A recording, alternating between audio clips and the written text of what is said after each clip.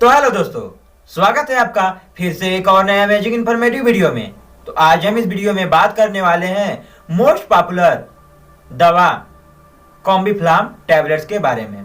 जैसा कि अगर बहुत सारे लोग जो हैं वो कॉम्बीफ्लाम टैबलेट्स का यूज करते हैं। अगर किसी भी प्रकार का कोई भी बॉडी में पेन होता है, मार्केट से लोग जाते हैं मेडिकल शॉप पे कॉम्बीफ्लाम जो टैबलेट्स है लेते हैं और खा लेते हैं, जिससे कि उनको दर्द में आराम मिल जाता है।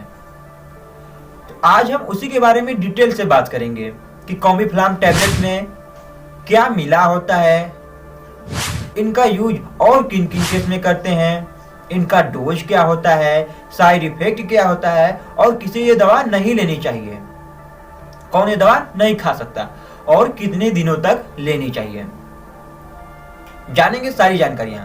तो यदि आप इस चैनल पर नए हो तो चैनल को सब्सक्राइब और वीडियो को लाइक अवश्य कर लें, क्योंकि इस चैनल पर हमेशा ऐसी और amazing informative video medical sector से रिलेटेड अपलोड होती रहती हैं। तो चलिए हम वीडियो करते हैं स्टार्ट।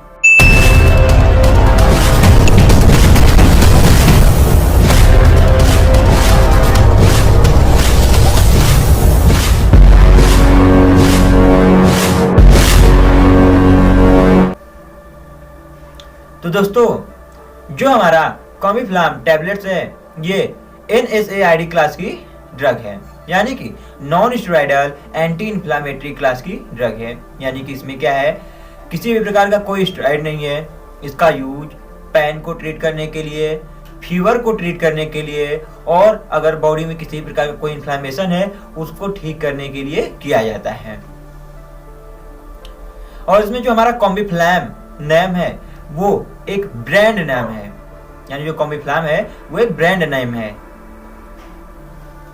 और इसमें जो हमारी दवा मिली हुई है, कंपोजिशन के बारे में बात कर ले तो इसमें हमारा आइबुप्रोफेन और पैरासीटामोल मिला होता है।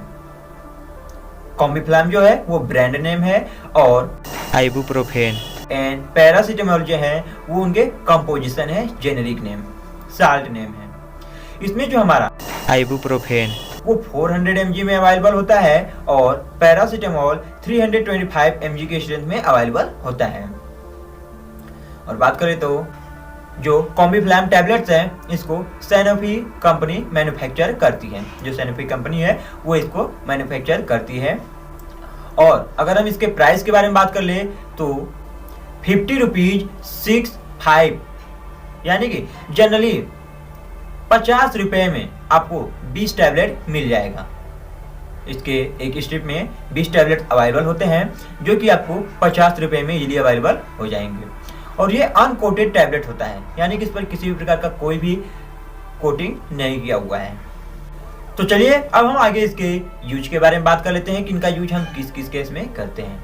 तो जनरली किसी भी प्रकार का कोई भी पेन हो उसको ट्रीट करने के लिए, फीवर को ठीक करने के लिए, हेडेक, सर में दर्द हो, हाथ पांव में दर्द हो, बॉडी में दर्द हो, बैक एज जैसे कि पीठ में जो दर्द होता है उनको ट्रीट करने के लिए, अगर किसी भी प्रकार का कोई इंजरी हो यानी चोट लगा हो, थोड़ा बहुत कहीं घाव लग गया हो उनको ट्रीट करने के लिए, और अगर कहीं पर किसी भी प्रकार का कोई इन्फ्लामेशन हुआ है उनको भी ट्रीट करने के लिए इसका यूज किया जाता है। इसके साथ साथ दांत दर्द में भी इसका यूज किया जाता है, यानी कि अगर किसी व्यक्ति का दांत दर्द कर रहा है उसमें भी इसको देने पर पेशेंट को दांत दर्द, जो दांत का दर्द है उनसे रिलीफ मिलता है। बात करें तो ऑल ओवर किसी भी प्रकार का कोई भी दर्द है उसमें ये टैबलेट दिया जा सकता है। इस टैबलेट को लेने पर पेशेंट को रिलीफ मिलता है। तो ये हो गई उनकी कुछ यूजेज के बारे में। अब हम जान लेते हैं साइड इफेक्ट के बारे में। अगर आप कोई भी दवा लेते हैं, दवा को लेने से पहले आपको उनके साइड इफेक्ट और प्रिकॉशन के बारे में जानना बहुत ही आवश्यक है।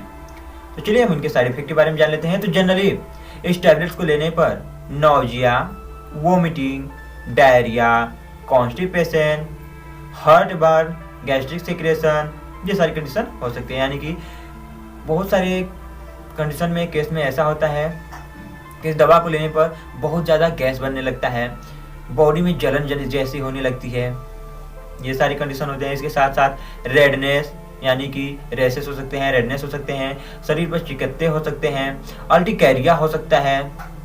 इसके साथ साथ डिजीनेस, चक्कर घूमटा आ सकता है।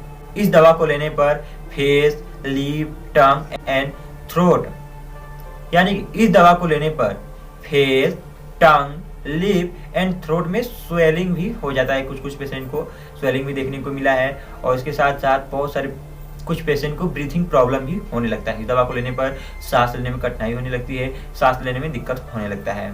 कुछ पेशेंट को इस दवा को लेने से खुजली भी होती है। और अगर इसका ओवरडोज ले लिया जाए, ज़्यादा मात्रा में यूज ले लिया जाए, लंबे समय तक यूज किया जाए, तो उस केस में किडनी और लीवर से रिलेटेड गंभीर समस्याएं हो सकती हैं। इसमें लीवर और किडनी जो है वो डैमेज हो सकती हैं।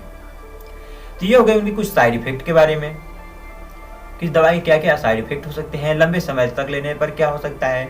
चलिए अब हम आगे इनके प्रिकॉशन के बारे में बात कर लेते हैं, कॉन्ट्राइंडिकेशन के बारे में बात कर लेते हैं, यानी कि किसे ये दवा नहीं लेनी चाहिए, किस व्यक्ति को कैसा कंडीशन है तो उस कंडीशन में दवा नहीं लेनी चाहिए। तो जनरली अगर किसी भी व्यक्ति को NSAID क्लास के ड्रग से एलर्जी है उसे ये दवा नहीं लेना चाहिए। अगर पैरासीटामोल से एलर्जी है उसे नहीं लेना चाहिए। आइबुप्रोफेन से एलर्जी है उस केस में भी इसको नहीं लेना चाहिए। और बात करें तो अगर किसी भी प्रकार का किडनी या लीवर डिसऑर्डर है उस केस में इसका यूज नहीं किया जाना चाहिए। अगर सर्दी जुकाम है उस केस में इसको नहीं लेना चाहिए, क्योंकि लेने पर कफ जमने की संभावना हो सकती है, ब्रीथिंग प्रॉब्लम हो सकते हैं। अस्थमा या ब्रोंकोस्पाज्म, अगर ब्रोंकियल से रिलेटेड किसी प्रकार का प्रॉब्लम है, अस्थमा है, उस केस में भी इसका यूज नहीं करना चाहिए। प्रेगनेंसी में इसका यूज नहीं करना चाहिए। ऐसा कोई व्यक्ति है जो ज़्यादा शराब पीता है उसे ये दवा नहीं देना चाहिए। अगर ब्लड की कमी है शरीर में उस केस में भी इस दवा का यूज नहीं करना चाहिए। इसके साथ साथ अगर कोई व्यक्ति है जो अलग से कोई दवा खा रहा हो जिसमें एस्पिरिन हो या और अन्य जो NSAID क्लास के ड्रग हैं उनका यूज कर रहे हो तो इस दवा को ना लें। तो इन सारे व्यक्तियों में ऐसी सारी संभावनाएं हैं, केस हैं, तो इस केस में जो कॉम्बिफ्लाम टैबलेट्स है, आइबुप्रोफेन एंड पैरासीटामोल, इसका यूज नहीं करना चाहिए। अब हम इनके डोज के बारे में बात कर लें तो जनरली अगर हम एडल्ट के बारे में बात कर लें तो एक टैबलेट दिन भर में 1 बार, 2 बार या 3 बार, ज़्यादा से ज़्यादा 3 बार एक टैबलेट ले सकते हैं। अगर गंभीर समस्या है, बहुत ज़्यादा प्रॉब्लम है तो दिन भर में एक जो टैबलेट है वो 3 बार लिया जा सकता है। और अगर अचानक से कहीं पर दर्द है, थोड़ा बहुत प्रॉब्लम है तो एक टैबलेट लेने पर भी रिलीफ मिल जाता है। लेकिन अगर वही हम बच्चों के बारे में बात कर लें कि कैसे कैलकुलेट किया जाएगा इसको, इसमें 2 कंपोजिशन हमारे 2 दवाएं हैं, आइबुप्रोफेन है और इसके साथ साथ हमारा पैरासीटामोल है। आइबुप्रोफेन 400 mg और पैरासीटामोल 325 mg। इसको कैसे कैलकुलेट किया जाएगा, तो इसको जनरली बॉडी वेट के अकॉर्डिंग ही कैलकुलेट किया जाता है। यदि बच्चा 10 किलो का है, 10 kg का है, उस 2.5 ml एक बार SOS में या 2 बार या 3 बार दिया जा सकता है 2.5 ml। और इसी डोज के अकॉर्डिंग और बड़े बच्चों में, छोटे बच्चों में कैलकुलेट किया जाता है। जो डॉक्टर हैं वो पेशेंट की कंडीशन के अकॉर्डिंग ही कैलकुलेट कर दवा को देते हैं। तो ये वीडियो केवल आपकी जानकारी के लिए था कि इस दवा को लेने पर क्या क्या समस्याएं होती हैं, डोज क्या होता है, कॉन्ट्राइंडिकेशन क्या होता है, क्या मिली होती हैं। यदि आपको किसी भी प्रकार का कोई भी समस्या होता है तो आप अपने डॉक्टर से तुरंत ही सलाह लें। तो आज के लिए बस इतना ही।